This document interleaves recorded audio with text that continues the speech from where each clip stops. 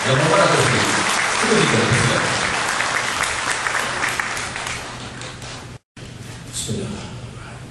Alhamdulillahirabbil alamin. Wassalatu wassalamu ala asyrafil anbiya'i wal mursalin wa ala alihi wa sahbihi ajma'in. Assalamualaikum warahmatullahi wabarakatuh. Salam sejahtera. Surat Musi yang bahagia sudah saya Datuk Seri Nizam Teksa Perak dan Ridwan, Datuk Dr. Rahman Sejak Pelajar Negeri dan pegawai,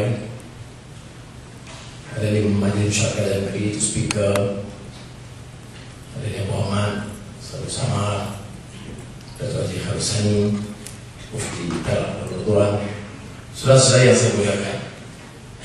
Kita pandatkan setinggi-tinggi kesyukuran kepada Allah Ta'ala pada hari ini dapat bersama-sama, dan saya ucap terima kasih penghargaan kepada Menteri Besar dan Datuk Seri Pelajar Negeri yang memberikan penghormatan.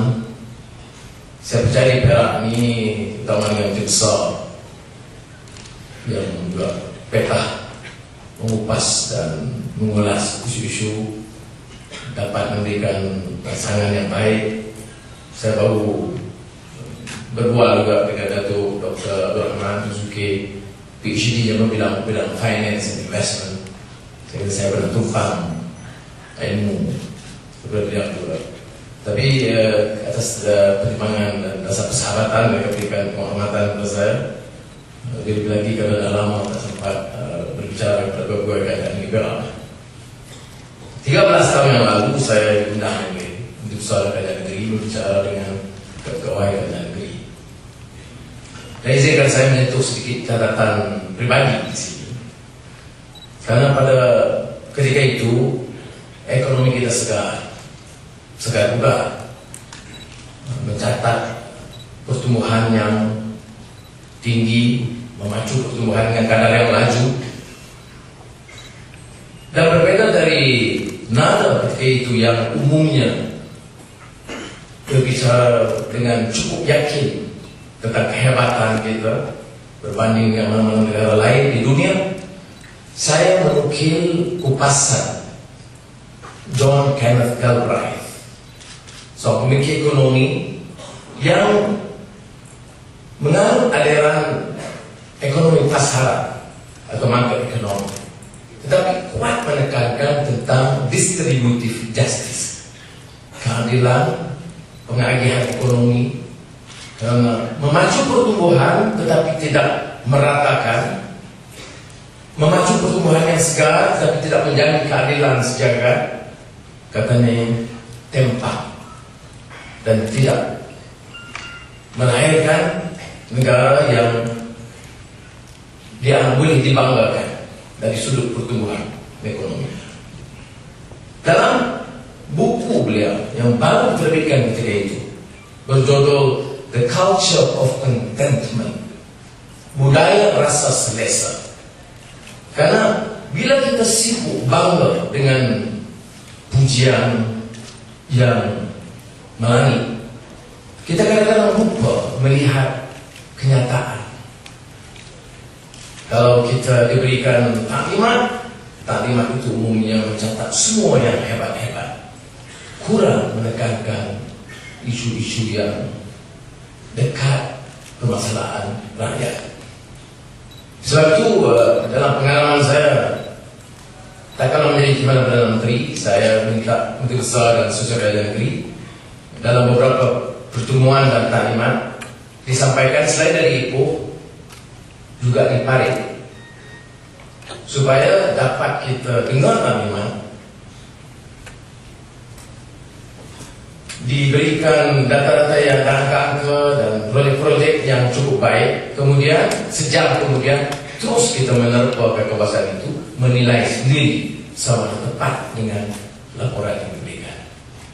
Jadi saya belajar juga dari pejabat daerah Parit pada ketika itu, dan pegawai daerah pun belajar dari saya, karena kita terpaksa melihat dan menilai.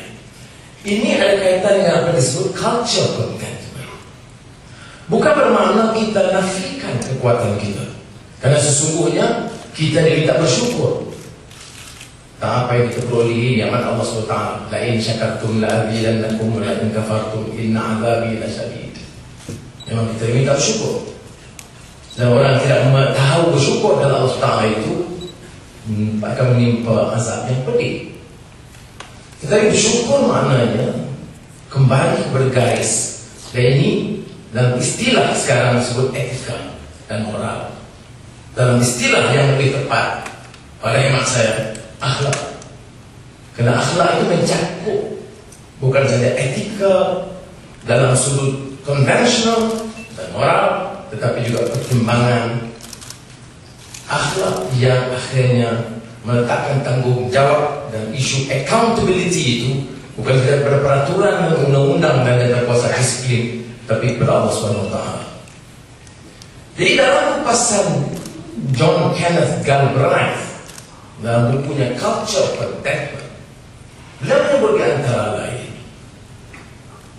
sekiranya kita diberikan gambaran yang hanya molek indah dan tidak diberikan kenyataan yang sebenar, pimpinan politik, pegawai perkhidmatan awam tidak akan dapat merencana atau merancang dengan lebih teratur. Maka pada ketika itu kita bahaskan umpamanya Malaysia dalam rangkaian yang disebut oleh Bank Dunia sebagai East Asian Economic Miracle. Jadi semuanya rasa cukup bangga, hebat. Kerana kita ini miracle ni kalau istilah kita di bahasa Melayu diterjemahkan sebagai menakjubkan. Di Indonesia diterjemah sebagai mukjizat. Saya keberatan dengan terima istilah mukjizat, saya kira kurang tepat. Tapi menakjubkan boleh. Mana ekonomi yang menakjubkan pada masa itu.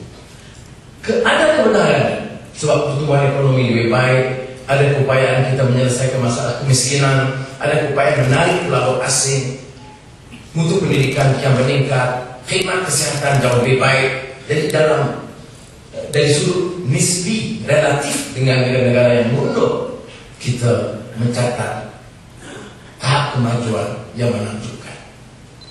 Tetapi masalah dengan pujian-pujian seperti ini ialah ia memberikan kita, menambah khayalan kita.